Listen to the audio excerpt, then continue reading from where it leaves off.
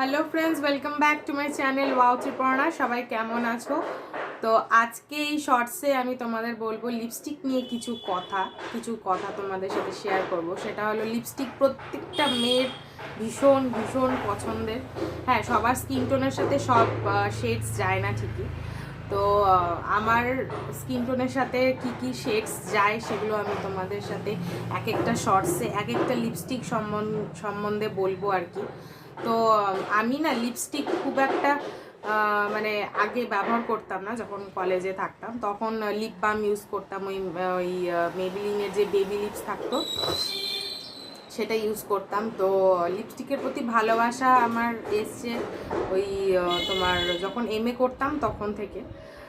তো আমি না ওরকম লিপস্টিক পছন্দ করি না যে পরিমাণে অনেক বেশি থাকে আর এক্সপায়ারি ডেট কম থাকে।